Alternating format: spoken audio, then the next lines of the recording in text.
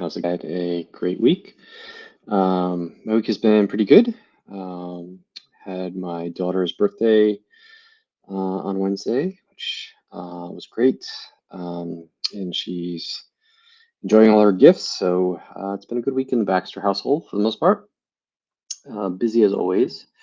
Today, I have a little bit of a different video for you because probably about 2 weeks ago, scrolling through Instagram, and yes, social media has its downsides for sure. But the one thing I do like about social media is that sometimes it gives me some great ideas for content for everyone.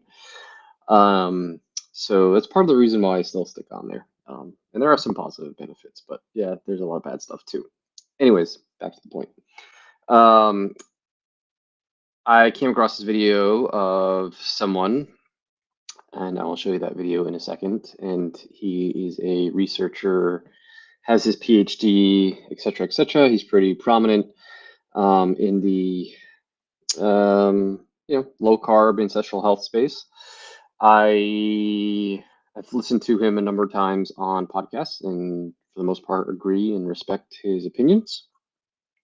But to be frank, his approach on social media kind of irks me a little bit because it's just kind of cherry picking information to get clicks and to get attention and to fit his narrative, etc., which is again a bad part of social media.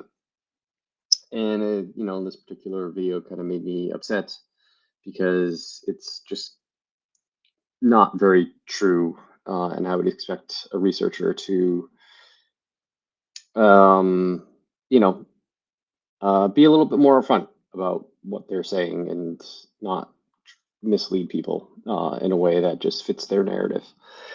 So I'm going to show you the video.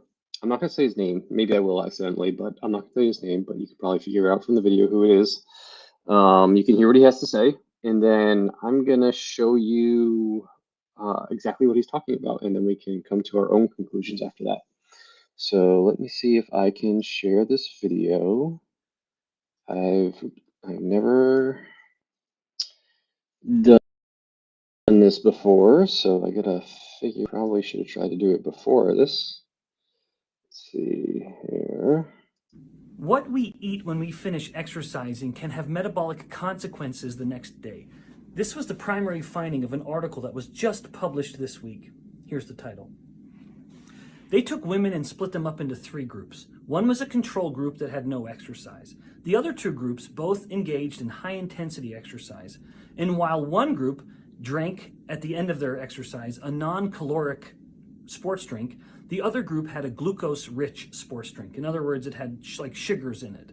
And they found that between these 2 exercise groups, the group that finished their exercise by drinking the glucose-heavy drink had a much harder time the next day controlling their glucose levels, even though all the groups ate the exact same foods. This is so important because we live in a culture where we think we exercise and we immediately have to be replacing all our carbs. This study suggests that if you're exercising for a metabolic benefit, finishing your exercise with carbs is maybe the worst thing you can do. All right, so that was the video. So as you can hear, what he's saying is basically if you go ahead and exercise and then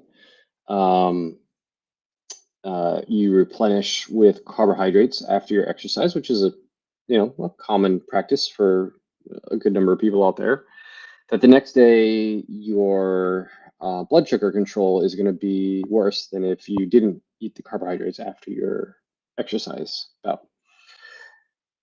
So it's never that simple. So what the other thing that kind of irks me about his approach is that he points to this study on his screen on the computer behind him, and then it's very hard to see. And also in the caption of his post online doesn't actually put the link to the study or any information about the study he's talking about. So it makes it extremely hard for people to get the content he's referring to a lot of times. But I have a keen eye and was able to dig up the study he was talking about. So let me show you that and we can go from there. So again, I gotta try and figure out which one, which window here. 1 second, let me try and get this. Where is it? Hmm. Is it this one? Yep, nope, that's not the one. Different one. This one? Yeah, this, okay. There we go. So this is, nope, that is not it either. Hold on. I'll get the right window, I promise. Let me try that again.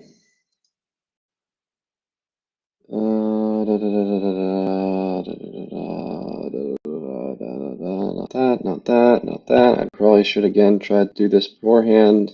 There it is. This one. I have too many windows open if you can't tell. All right, so this is the study. You can go find the study. I'll put the link, unlike him, in the in my caption in the information here. You can go get it and you read it yourself. It's open access. You don't have to pay for it or anything like that. Basically, it's called carbohydrate energy replacement following high intensity interval exercise blunts next day glycemic control in untrained women. So what these researchers did is they took 7, yes, just 7. And if you know anything about research, the number of people that you have in your study better in almost all cases. And 7 is not a lot of people. So they're basing this on 7 women. The cool thing, what they did about these researchers did is they it was a crossover study design, so they had the women, the same 7 group of women participated in all 3 arms of the study. So there was a control arm where and I'll show you this in a second, a control arm where the women did nothing. There was an arm, as we'll see, that they exercised and didn't consume anything after they worked out. So they drank a beverage that had 0 calories in it. And then there was an arm of the study where they did the same exercise, but they consumed a carbohydrate-based drink afterwards. But it was always the 7 same women, and they accounted for different times in a menstrual cycle. So they brought them back um, a month later at the same point in their menstrual cycle to do the study again. So that was kind of cool that they did that. But basically, what they here is, I'll scroll down here so we can take a look at that. But basically, what I'm saying is that whether it's men, women, I don't really care. Only having 7 people in your study is not a large sample size. In that, you know, is makes the data less, or the outcomes less trustworthy, because the more people you have, the more variation you have between individuals, the more likely you can see differences between people in the results. So 7 people is not a lot. So that's the first problem with this study. The second thing I just want to go over here is this is just kind of a diagram illustrating what took place during the study. And as you can see, they had the control group, which is the group with the chair, and then they had the people that actually did the exercise. It was the same people, but different parts of the study. And so at about 1700 on day 1, they did the exercise, and the exercise was 10 minutes of 1 minute cycling intervals at 90% of their max heart rate. So pretty hard, especially for untrained people, I would say. It's a very hard workout. And then after the workout, they either had a 0 calorie beverage in one case, or they had a carbohydrate based beverage in the other case. And the carbohydrate based beverage was meant to replenish the calories that they burned during the exercise as predicted by their energy expenditure, etc. And they had measured that in a different way. Then in both cases, they had a low carbohydrate meal at about 1900, and then they were sent home.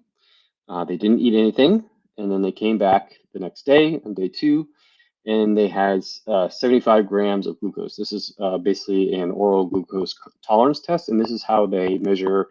They can look at like insulin response, etc. Right? It's basically just pure glucose, meant to see how well your body can deal with like just pure. Imagine like 75 grams of pure sugar, essentially, and see how your body deals with that from a glucose and insulin response. Then they had the same. They had a snack and a 1,000 calorie snack. They had a 1,500 calorie lunch and a 1,900 calorie dinner. And they this entire time they were wearing a CGM. Um, and so, unfortunately, the one thing that they didn't do, the researchers didn't do, is which would be a little bit more insightful, is provide CGM data for this drink and this meal. Been good to see and compare between groups. Well, actually, the second group didn't have a 0 calorie drink, but so you expect not to really see anything. But I would like to see the CGM data for the group that had this um, glucose drink post exercise, because that might be very insightful and give us a little bit more insight. But again, that data wasn't provided, so we can't really tell. So, what were the results? Well, you can jump down to the results here, and we can go down and look at these graphs, which are better than reading all this stuff. Look down the graphs here. All right, so this is day 2. Their breakfast, their lunch, their snack, their lunch, and their dinner.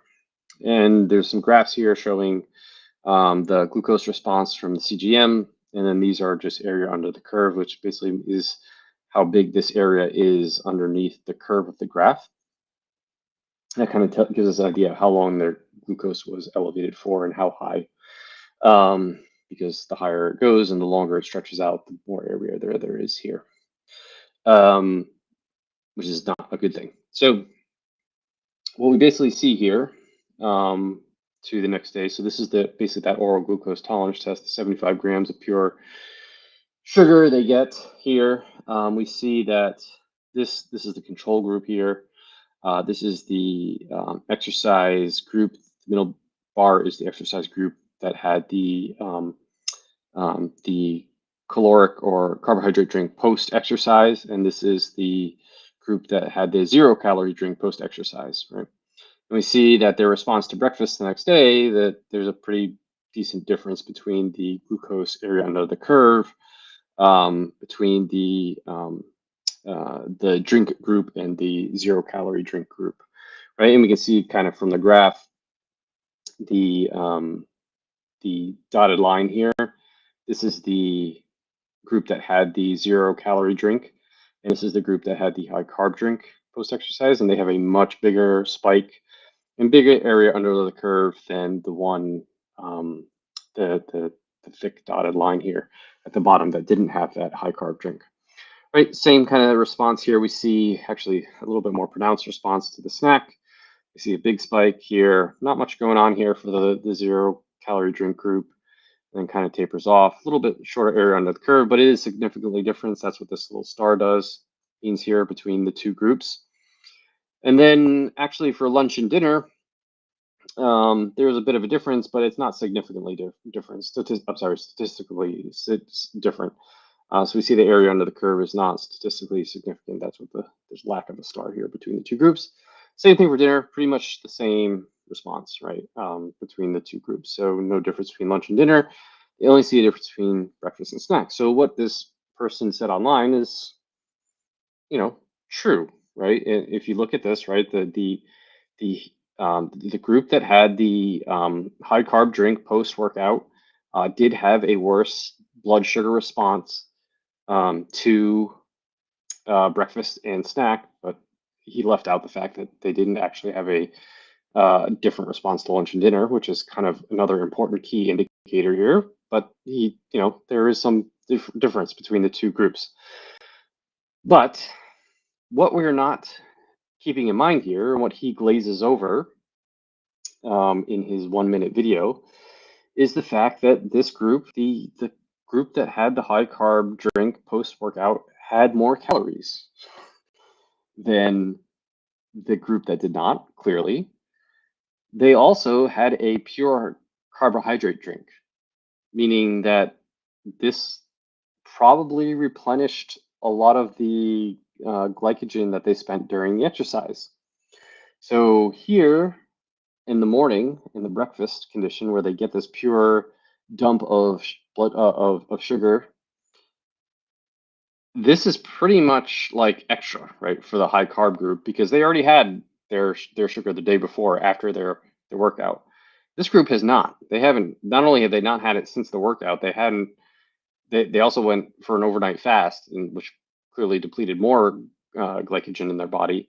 So yeah, I would expect them to have a less significant response because they still haven't replenished any glycogen from the day before when they did that hard workout. Well, the high carb group already did. They already did that, right? So they're gonna their glycogen stores are pretty full, so they're not their muscles aren't just gonna soak it all up, and they won't get that blood in response. They're gonna have a I would expect them to have a big response or a different response because already replenished their glycogen stores.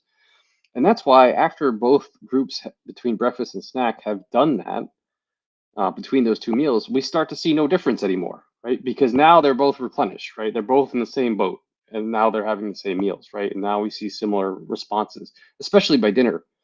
It's pretty much actually the the high carb group, the group that had the drink the day before, has a better response to dinner if you just look at the peaks and valleys here. Not significantly statistically significant, but it is, you look at the graph, it's a little bit better, at least initially, right? It might go up a little bit in the end, but they don't have as high of a peak here, for sure.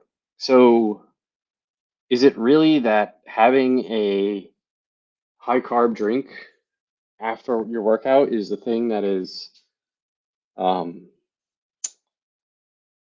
causing the bad metabolic response or blood sugar response the next day? Or is it the fact that they just had extra calories and extra carbohydrates in their diet that caused that, right? It's the latter to me, right? It's just they were eating more carbohydrates than they earned essentially.